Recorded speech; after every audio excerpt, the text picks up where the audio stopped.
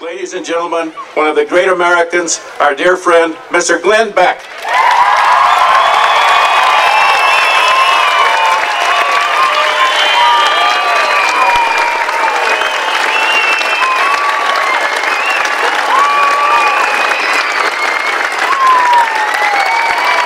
Well, hello, Idaho.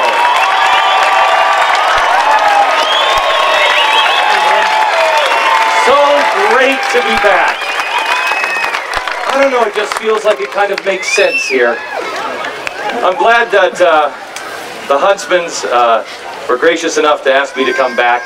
I think we had that one protester last year, and I didn't see them. I think they were disappointed that I didn't make anybody mad last year.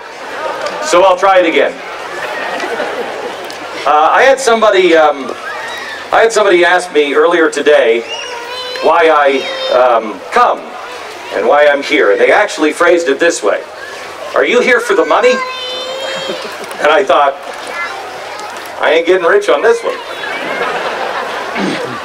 As John just said, all of the proceeds for everything that he does here goes to the Huntsman Cancer Institute, and he's not getting rich on the ticket prices that you paid to get in tonight.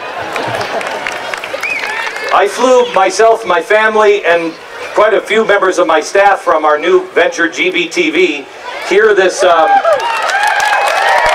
you. I flew them here this weekend because I don't have a message for you. You have a message for the rest of America. You have a message of family and order and peace and gentleness, along with firearms and other things like that.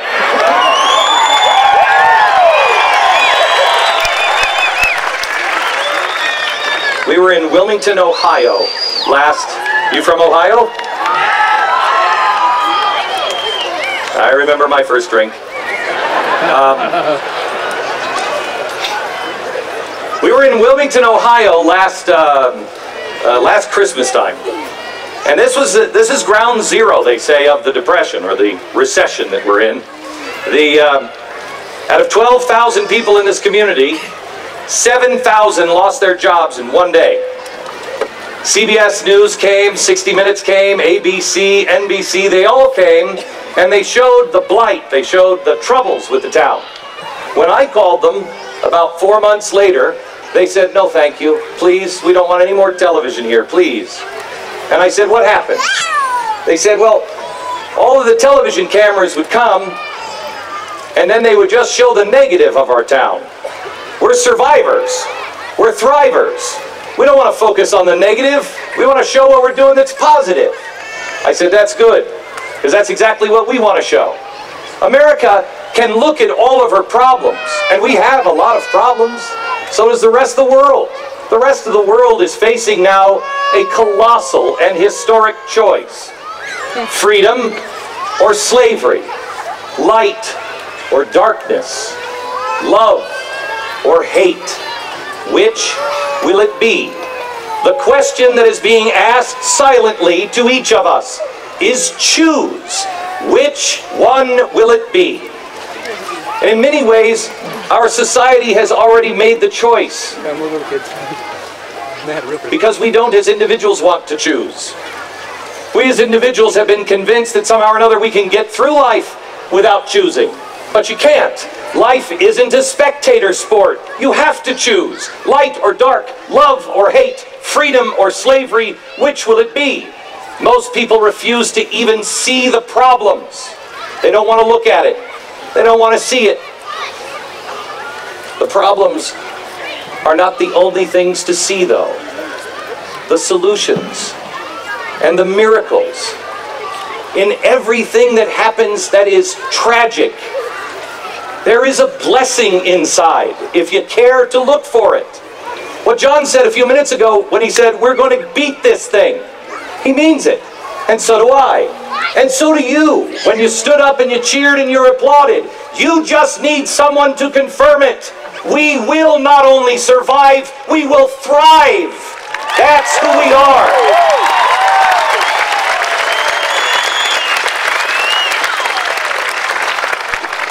There are problems in our nation. But they're not the problems that you see on the evening news. The problems are we're forgetting. If you read the scriptures, you know the most important word used over and over and over again by the Lord: remember. Remember. That's our biggest problem. We forget. It's a human trait. To fix the problem, all we have to do is remember. In Wisconsin this weekend, a fireman was going to make a float. And I actually saw a picture of it. It's a beautiful float. It was for the town's 4th of July parade. It was a float that looked like the gnarled remains of the World Trade Center. And there's the flag. He and other firemen were going to hold the flag up in that memorable moment, that snapshot on one of the worst weeks in our nation's history. Wrapped in that darkness, light. The firemen holding up the flag. Well, the unions, the firemen's union, because this one fireman wasn't a union member, decided to tell the other firemen not to participate. Now, when did September 11th become about the unions? When did July 4th become about the unions? We're looking at the wrong union. The union we need to see is the one that Abraham Lincoln preserved. The union that we live in.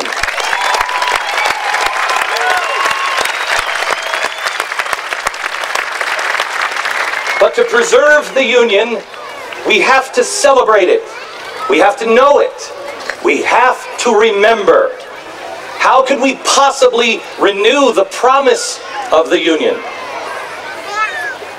When there's a new survey out that shows that 50% of Americans don't have any idea who we fought on the revolution. 50% can't tell people it was America versus Germany or somebody. Great Britain, 50%. Now I gotta believe that number is wrong for this crowd.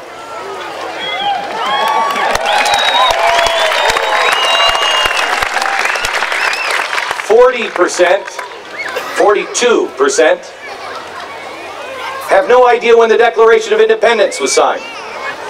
I'll give you a hint, it was July, actually it's a trick question, it was July 2nd. But they can't tell you what year. They can't tell you that we declared our independence in 1776. How can we possibly solve our country's problems if we have forgotten the basics? And finally, one more. Harvard came out with a study this weekend and said that Americans should not go to 4th of July parades because you'll turn into a Republican.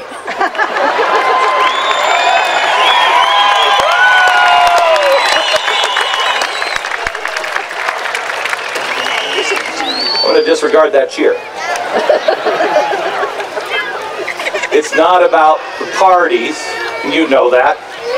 It's about the principles, and you know that as well. Actually, the survey says nothing like you'll turn into a Republican. What it says is you'll understand your responsibility, that you will participate more. If you take your children and they remember coming to a 4th of July celebration, they will understand America and they will vote. And here's the amazing thing in the study. It is unchangeable. You do not lose it as you get older. If you celebrate the 4th of July, you never, ever forget your responsibility. That's incredible. So, what is it that 4th of July is supposed to remind us? Well, it's the union of the states, the union of our hearts. Our problems are big, but our minds, our spirits, and our hearts are bigger. And I know this to be true because I know history. De Tocqueville He was a Frenchman who came over and said, what is it about this great America, huh? If he were asking me today, I would say it was the donut double cheeseburger that I purchased over there at lunchtime. If you didn't have it, I would riot until they start making them again. The great thing about it is, it's a glazed donut cut in half, not just one patty, but 2, bacon and cheese. I told my wife we can't go into any place that's air-conditioned because it may just congeal. I said, honey, for about 24 hours, keep me near heat. History tells me that we are a great nation. History told de Tocqueville, and he came over and he tried to figure it out. So he went from town to town, and he discovered that America is great because America is good. America is great because America is good.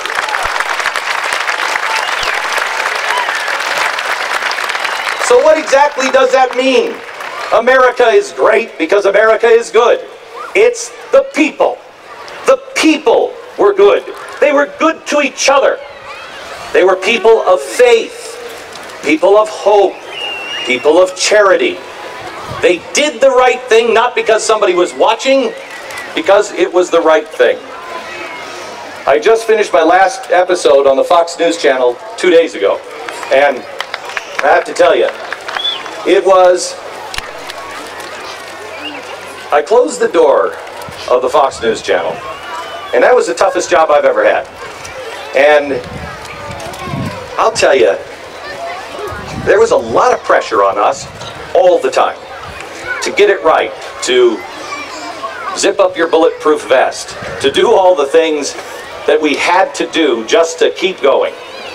And I closed the door of that office on Thursday, and I walked outside and I got into the car, and I sat back in the car, and I breathed a sigh of relief, and I had a smile, and I thought, God is so good. He is so amazing. 15 years ago, I was at Dirtbags. I just completed yet another project where I had every temptation, every opportunity to lie, to cheat, to steal, to do whatever, and every opportunity I and my team tried to do the right thing. And you know what? Nobody will ever read about those things. Nobody will ever really care about those things. I just want to testify to you now that when you get to the end of whatever project it is, and you can say every step of the way, we tried to do the right thing, it grows inside of you. It gives you so much more power as an individual. It gives you so much more joy. It gives you the good part that makes America great. Ben Franklin talked about how we became good, but not before we signed the Declaration of Independence.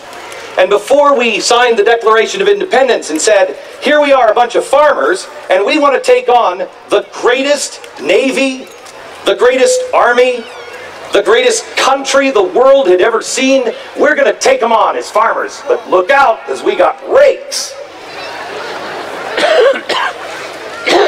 How did they do that? Why would they do that? Well, because of an ordinary man. An ordinary man named Thomas Paine. He was a corset maker. He was the guy who kept women probably from sounding like this all the time. Corset maker, that's what he was. Until he realized, you know what, I can write. And so he would make corsets and he would write. And he wrote something called Common Sense. And he said, you know, a lot of these things just make common sense. Shouldn't we be free? Isn't the king kind of oppressing us? Isn't he just taking our money? Common sense tells me he shouldn't do that, and we should be free. The average person began to understand and realize, wait a minute, I believe that too. But I've always thought I couldn't think those things because somebody was over me. I'm just a farmer, what do I know?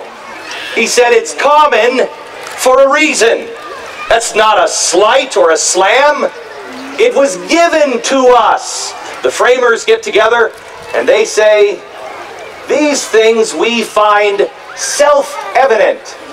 Common sense, self-evident. Everybody knows it. As soon as you say it, they know it. Yeah, I should be free. That man was created and endowed with unalienable rights. Life, liberty, the pursuit of happiness.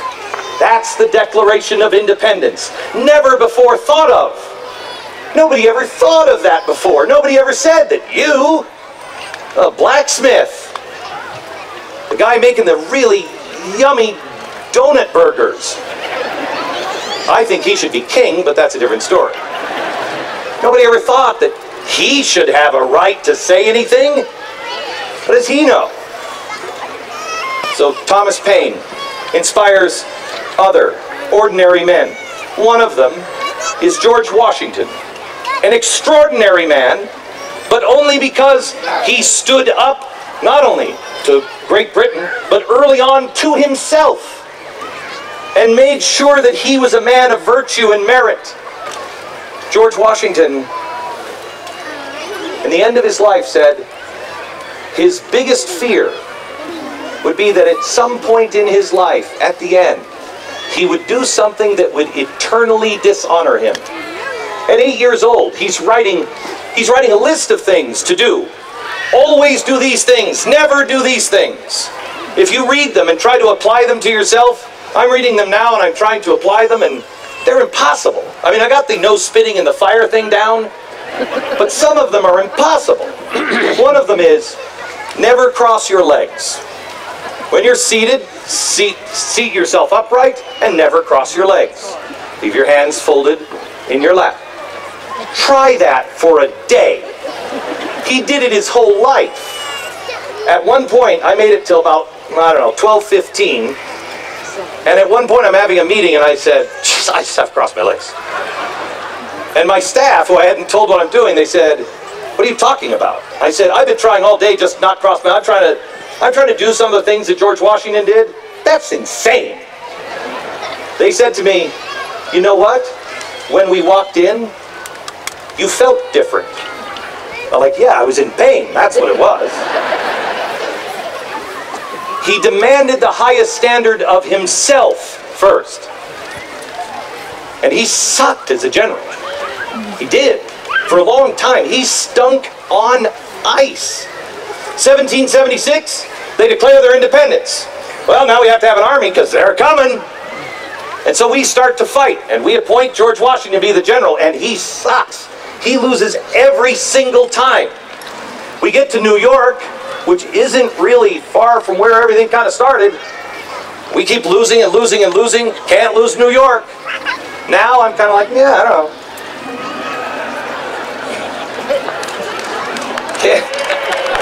No, that was wrong.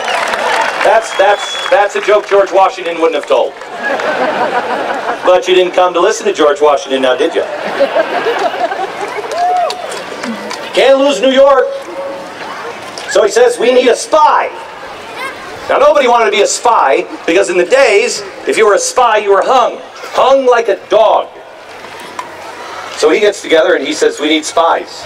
They'll say, no, I'm not going to spy. They'll hang you. I'm not going to be hung. I'll die in battle, but I'm not going to be hung. Nobody does it, except one ordinary man. He was a school teacher.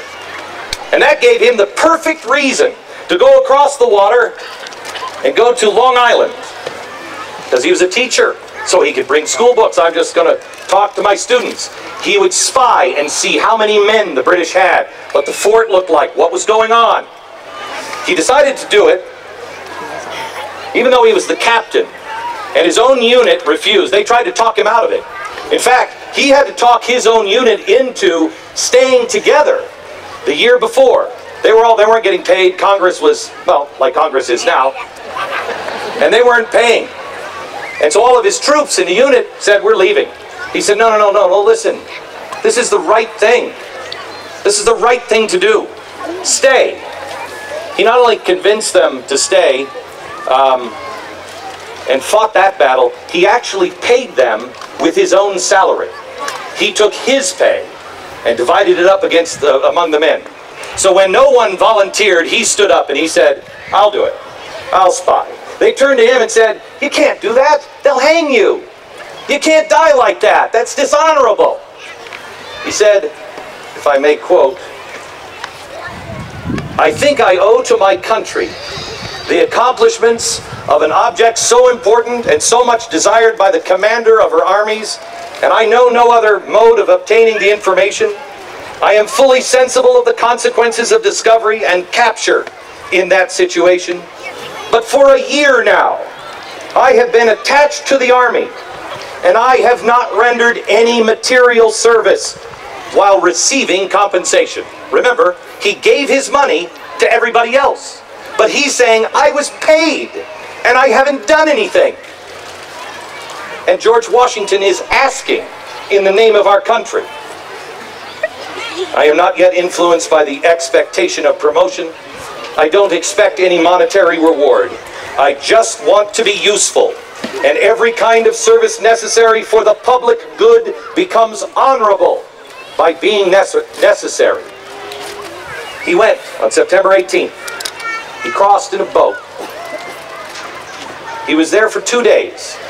He was waiting for the boat to return to pick him up when the British soldiers surrounded him, questioned him, searched him.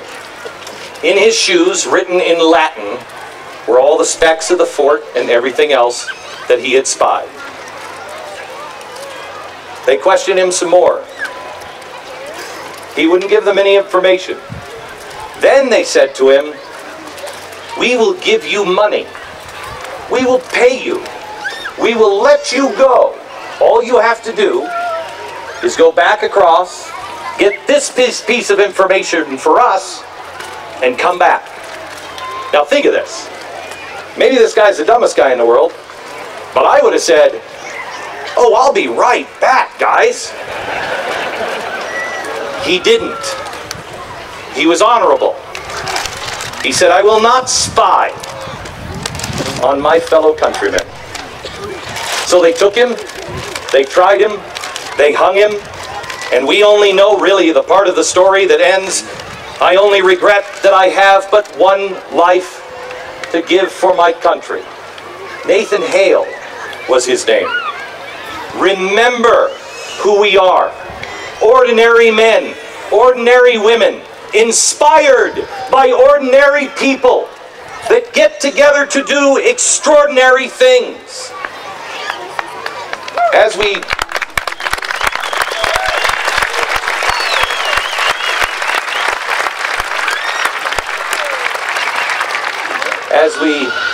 move along from Nathan Hale, that was in September. Remember, the Declaration of Independence was signed in July, today. We were losing so horribly. By September, think how far away this is, that we said we have to spy. The one spy we send out is hung. We lose New York. George Washington, in one of the only scenes that I've ever read about him where he shows real emotion, is standing on the side of New Jersey, and it's burning, New York. And we're retreating. And a tear, kind of like that old television commercial with the Indian and the litter. He's standing there and a tear runs down his cheek. He's lost every battle, and we just lost New York. And he begins to weep. And one of the guys who's under him thinks to himself, oh my gosh, the guy is crying now. What do we have, Glenn Beck running this thing? He then loses Fort Lee, New Jersey. And he's chased down all the way from September until December, chased all the way down to the other side, the southern side of the Delaware. Congress has already left Pennsylvania. They've fled, they ran. Philadelphia is over. The Hessians, which is like our SEAL Team 6, are just in New Jersey on the northern side of the Delaware. And they're waiting. They're just waiting for the ice in the Delaware. And then they're going to come over and they're going to finish our army. This is SEAL Team 6 and the Rangers. It's all of them. nobody wants to take them on, let alone a bunch of farmers with rakes. And that's when Thomas Paine, the guy just making corsets, shows up again. And this time, on December 23rd, he writes these words. Remember, he was there saying, common sense tells us we should be independent. And they listened. And then just a few months later, we're losing. And he says, these are the times that try men's souls. George Washington reads this, gets his men together, and he says, we're going across, we're going to go back north, and we're going to take on the Hessians. And they must have looked at him and said, you're out of your mind. Have you noticed? Have you looked at your scorecard? It's a big fat 0, George. 0. Now you want to take on the Hessians? He puts on his reading glasses and he reads, these are the times that try men's souls. The summer soldier and the sunshine patriot will, in this crisis, shrink from the service of their country. But he that stands now deserves the love and thanks of man and woman. Tyranny, like hell, is not easily conquered. Yet, we have this consolation with us. The harder the conflict, the more glorious the triumph. What we obtain too cheap, we esteem too lightly. It is dearness only that gives everything its value. Heaven knows how to put a proper price upon goods, and it would be strange indeed if such a celestial article as freedom should not be highly rated. The soldiers listened to him.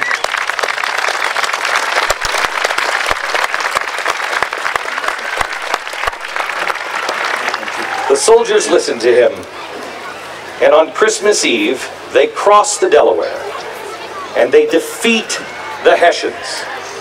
They defeat the Hessians, and the whole world turns. You might ask yourself at this point, how?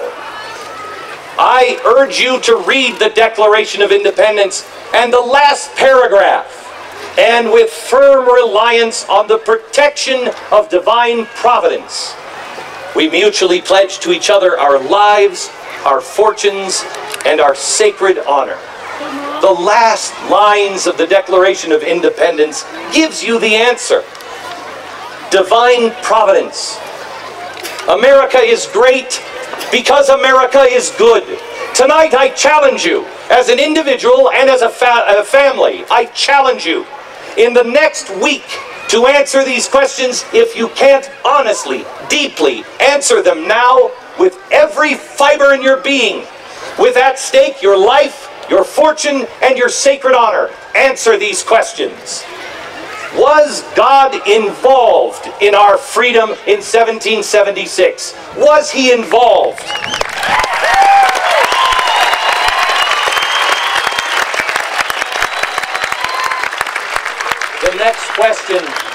The next question, whose rights are they? We hear all the time, oh, you don't have a right. Technically, you don't either, because they can be revoked at any time by the only guy issuing them, and they're not in Washington. Whose rights are they?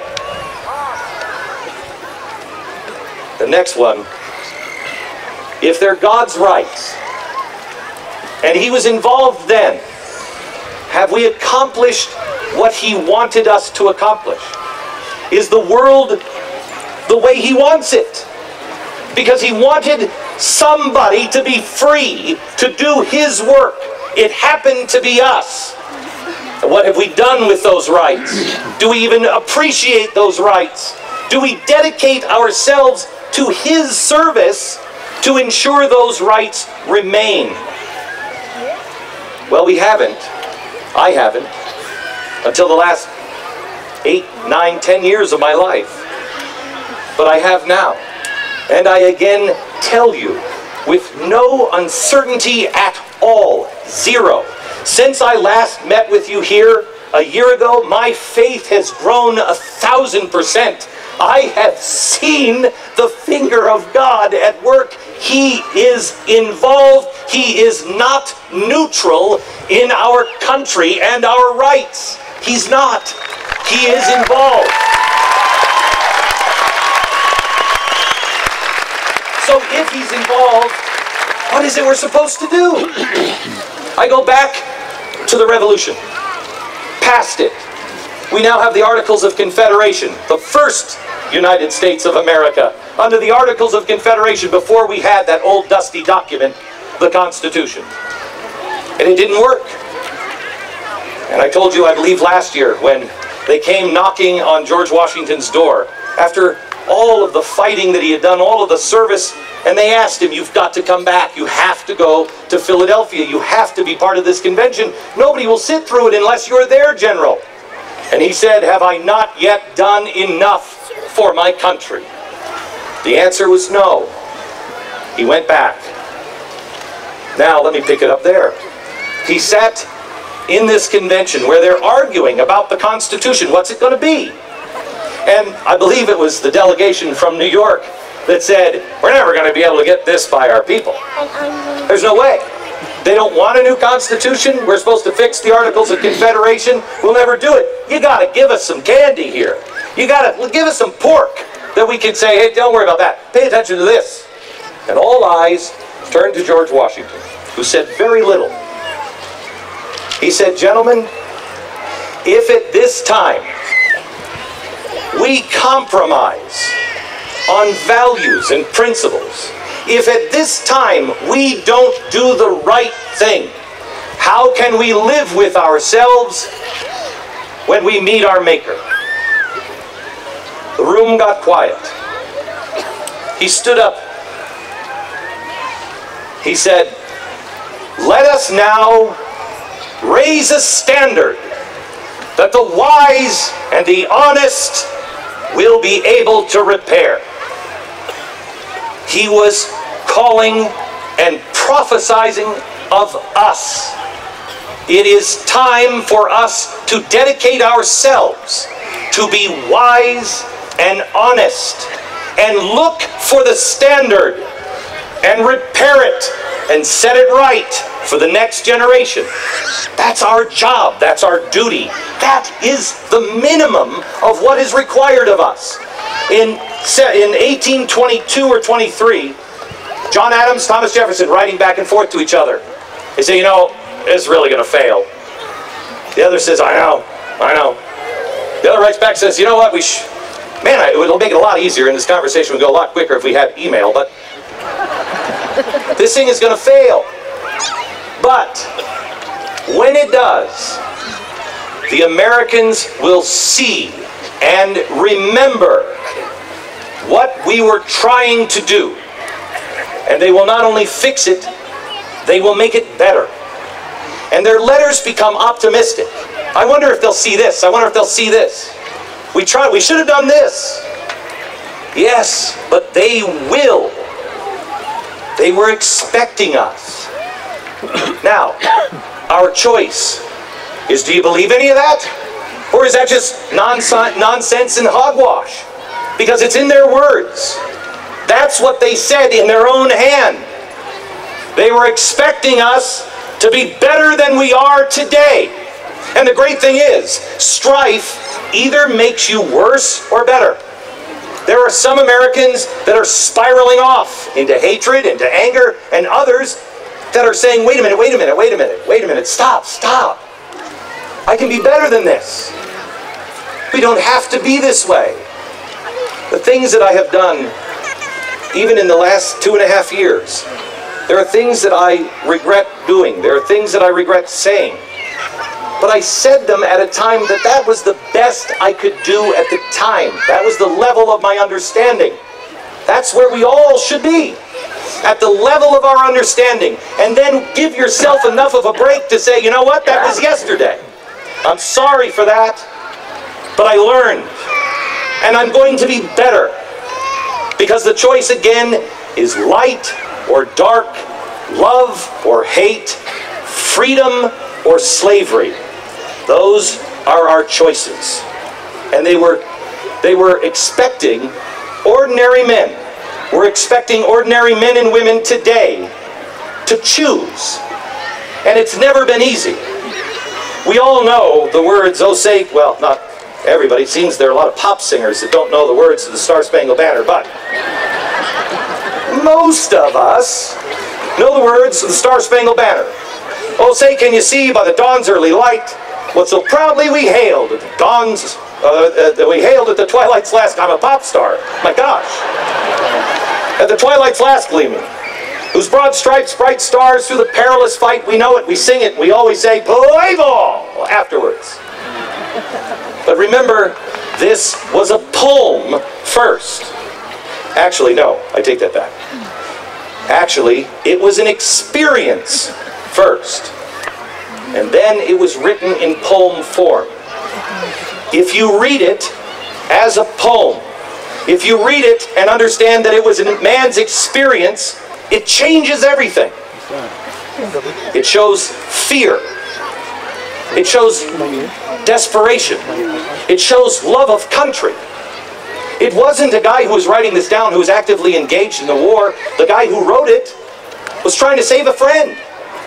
He was trying to get the British on a ship to release a friend that had been arrested. And he went on board and said, look, can you let him go? The captain said, yep, you know what, I'll let him go, but you two down below deck, I'll let him go after we bomb Baltimore. So they watched on the British ship in the War of 1812. They watched all night until they were so tired they fell asleep. Now listen to the experience. Imagine someone waking up and the first thing they say is, can you see?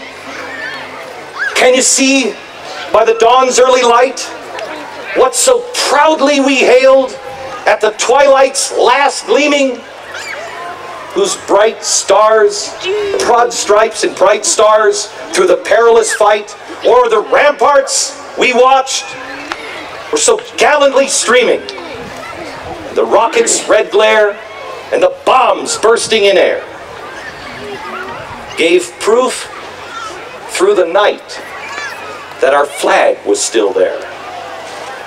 So they saw the flag all night. Just from what you'll see, imagine tonight in the fireworks, and you'll see it, because the flag, I assume, will still be here. You'll see that flag.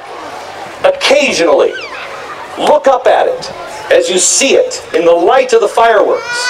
Much more light in the sky than 1812. And they watched to see, is the flag still flying? Is America winning or losing? Is it flying still? They watched. Can you see it? Can you see it? Can you see it? They wake up in the morning. Is it there? Does that star-spangled banner yet wave over the land of the free and the home of the brave? The last stanza.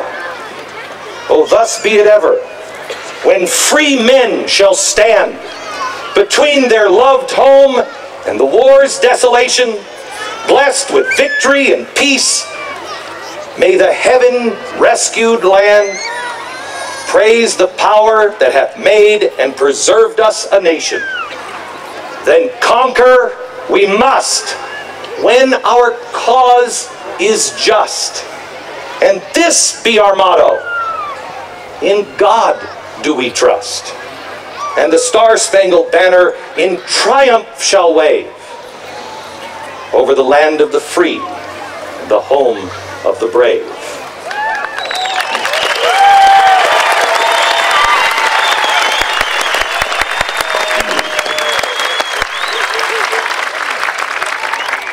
They told me I shouldn't talk about politics.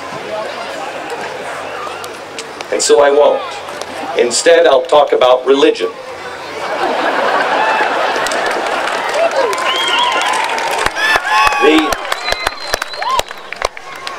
Ben Franklin was set up. So, Mr. Franklin, Whose religion exactly? You and your boys keep talking about, because I read it, I see it in the Huffington Post.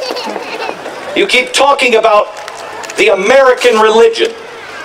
What is the American religion? Pick one. Franklin sees that nobody really understands. So he says, the American religion is really easy, guys. 4 things you have to remember. There is a God. We're going to meet him when we die, and he's going to judge us. Sometimes he's a little testy, and he's going to judge us. So we better serve him. And the best way to serve him is to serve others. That's it. That's the American religion. Nobody even thinks in the American religion, nobody even thinks of that. When we say to each other, when we say to other people, when other countries, when they decide to remember, when anyone ever says, Americans are the most giving, the most compassionate, Americans are always on the front line, they're always helping, we're always calling the Red Cross, we're always giving more money than many nations combined. They never ask or answer why. Because of the American religion. It was bred into us. There is a God. He's going to judge us. We should serve him.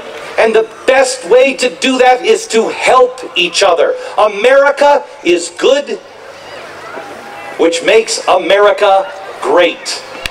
It's the simple things.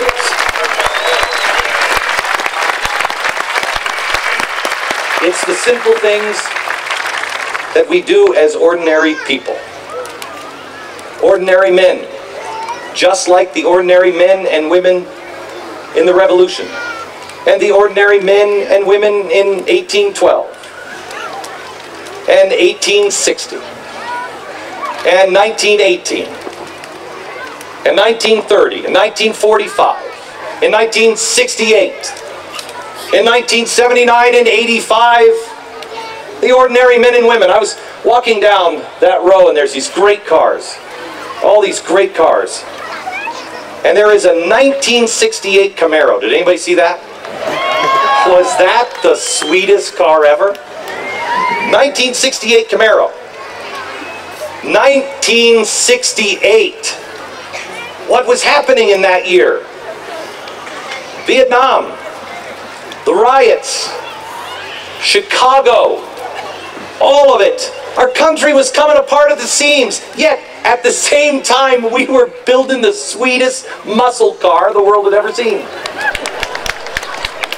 There are things, you can concentrate on the bad things, or you can see the Camaro and go, man, we were good that year.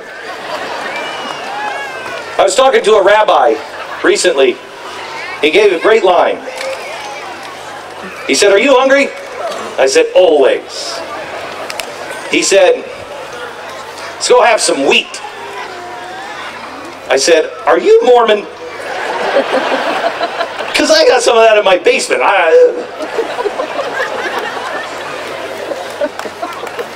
He said, let's go have some wheat. I said, I don't know of a restaurant around here that serves wheat. He said, exactly. God gives us wheat. He requires us to finish the job. He requires us to take the wheat and make bread. God didn't make bread. Man made bread. God made wheat. We made it into something, I hate to say better, but, well, the donut was actually better than the bread, but God requires us to do the work. This summer, I'm going to Israel in August.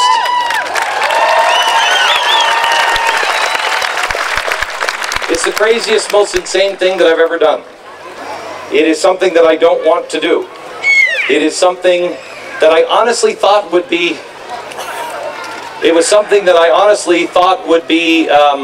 was kind of like my little mini Abrahamic moment. I really thought, okay, I get it. It's like, all right, but will you do this? And I had that feeling when I read Esther. And Mordecai is talking to Esther. And he says, look, they're going to kill all the Jews. And you're Jewish. You got to go talk to the king. She's like, I can't go see him. If I walk in there, he'll kill me. And Mordecai says something great. He says, okay, well, you don't have to. Don't worry about it, because God will find somebody else. God will get it done. But you and your family will pay the price. But God will get this done. The message is, we all have a choice.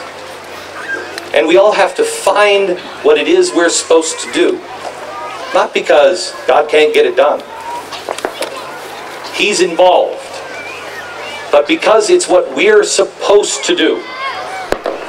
So this summer I'm going to Israel, not to preach to them about courage. I had an Israeli in my office Thursday. She's 25 years old. She said she feels like her phone bill, her driver's license, her credit cards, everything says they're going to come and kill us. They have a reason to feel that way. It's happened over and over and over again. In the darkest of times, in the times when there was a great promise of hope, 1492, 2 days before Isabella says, take the Nina, the Pinta, and that one over there, and go. Go discover your new world. Go do it. What potential. What an incredible moment for the whole world. At that moment, while we were ready to rocket, while we were ready to change the whole world, powerful darkness, 2 days before she launched those ships, they said, round up all the Jews. It happens time and time and time again. And not just with the Jewish people, but hate is the natural standard if we do nothing. It's what we devolve into. If we don't, like George Washington, say, stand up straight. Do the right thing. Do what's right, not for you. Esther. Yeah, okay, you might get killed. And, okay, you might lose your job. Okay, somebody might say this. Okay. And stand up. Because we are good. This Jewish friend of mine that I was talking to, I said, why is it that it is so hard to connect all of our faiths together? He said, well, I'll tell you one reason. Everybody's too concerned about baptizing or converting or get you into this religion or that religion. He said, can't we just love each other? Can't we just be good to each other? Can't we want to do the right thing because it is the right thing? Compassion grows. Your heart swells.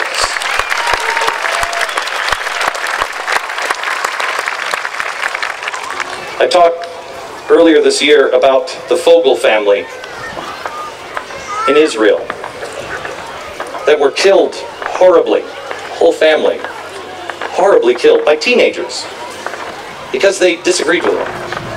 And so they took matters into their own hands, horribly. Yet, the surviving members that weren't in the home at the time, they killed 6 family members, 2 teenagers. The surviving daughter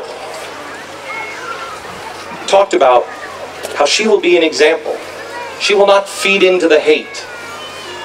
The grandfather said, we love them. At a time when they could have taken a shot and been justified, they didn't. But we've seen that before. We've seen that here. We saw it with the Amish. When a madman went into their schoolhouse and shot their children, the Amish went to comfort his family. That's who we are. That's who we should be. That's what we should strive to be. Here in this part of the country in 1993, Martin Luther King Day was being celebrated. It was a day in February. It was in Billings, Montana. And on that day, some hate groups got together and they put KKK signs on schools. One 6-year-old boy, Jewish family, had put a menorah in their window. And so they threw a brick through that window. the town was divided, and the town was frightened because there were bad people in the town. They were trying to use fear and hate. The town had the idea. First, they volunteered to paint all the schools and the houses, repair the windows, stand together. Then the newspaper decided, we're going to run a picture of menorah, and you put that in your window. Show solidarity. A few hundred people did it. But the hate continued. More hate, more hate, more vandalism, more spray painting, more swastikas, more KKK. And as they continued to happen, this is in February, by September, in Billings, Montana, 10,000 windows had a menorah. And it stopped the hate. It's Naomi. It's Naomi and Ruth looking and saying, your people are my people. Your God is my God. Where you go, I will go. Where you die, I will die. What makes us great is goodness and remembering the union that we have. We are God's children. We are different. We disagree with each other. In World War II, there was an amazing man. His name was Desmond Doss. He was a Seventh-day Adventist. This is World War II. He didn't want to fight, but he went to war. But he wouldn't train on Saturdays. He wouldn't carry a gun. He wouldn't even go through training to fight. But he was there. His men that he was with, he was a medic.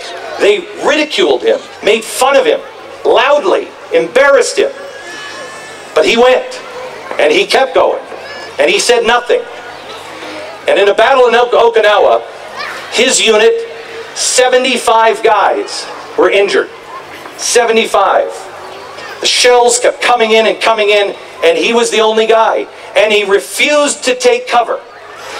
Here's a guy who everybody disagreed with. Here's a guy that said, I'm not going to fight, but I'll go.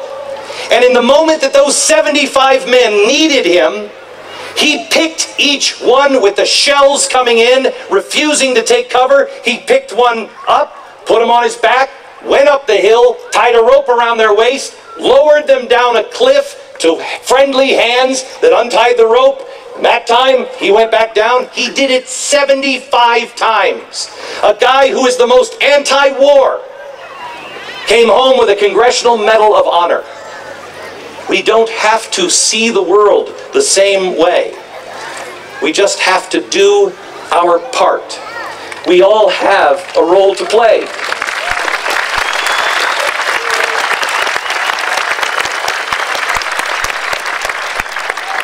And we have to realize that darkness cannot be vanquished with darkness, only light. That hatred cannot be run out with hatred, only love. The job in front of us is not too big. We're thinking too small. We're bigger than the problems. If not us, who? If not now, when? These men and women who came before us and met every July 4th like we're meeting now, they were no greater than us. They just did it. They were ordinary people who knew that what they did in life mattered. Teachers in Ohio, in Maine, in Idaho Falls, you matter. Farmers in Iowa, in Kansas, in California, you matter. Factory workers, entrepreneurs, mom and dads who just try to raise their children right, you matter. You're not ordinary. If you are a nurse that is staying late just to hold the hand of a dying patient, is that ordinary or extraordinary or required? Parents that work 3 jobs just for enough money to put food on the table and a roof over their kids' heads, are they ordinary, extraordinary, or is it required? The coworker who sees that family and can help and does, ordinary, extraordinary, or is their action required? You matter. And I'm telling you now, there are more people in this country that want to help than need help. We just have to get together and find out which one's which. You have to make the choice in your own life. Which one is which?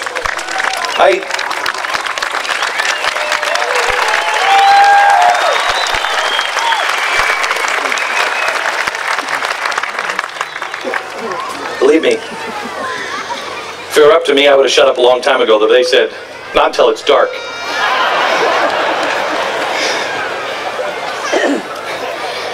I want to leave you with the lyrics of a song that I heard by Norah Jones that I think is great. All that we've been given by those who came before, the dream of a nation where freedom would endure. The work and prayers of centuries have brought us to this day. What shall be our legacy? What shall our children say? When my days are through, America, America, I gave my best to you. Each generation, from the plains to the distant shores, with the gifts they were given, were determined to leave more. Battles fought together, acts of conscience fought alone. These are the seeds from which America has grown. For those who think that they have nothing to share, that in their hearts there is no hero there, through each quiet act of dignity, it is that which fortifies a soul of a nation that will never die. Let them say of me, I was one who believed in sharing the blessings that I received. Let me know, let all know, that in my heart, when my days are through, America, America, I gave my best to you. The reason I am here is because I truly, truly believe that you are different somehow. I live out back east, and there aren't towns like this.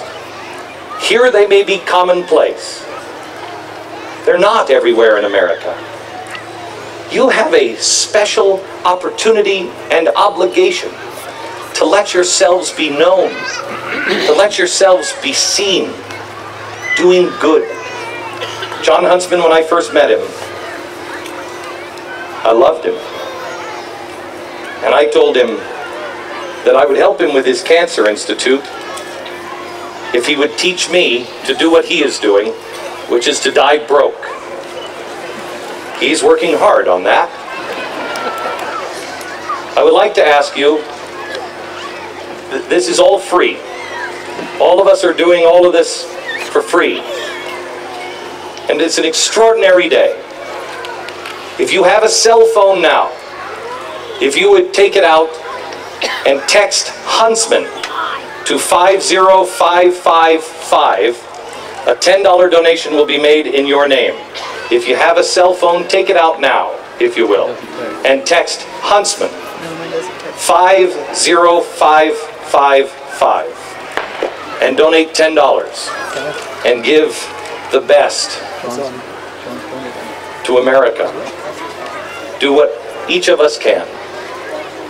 Make the choice tonight to remember who we are and the opportunity that we have. Are we ordinary, extraordinary, or is what we do required? God bless you.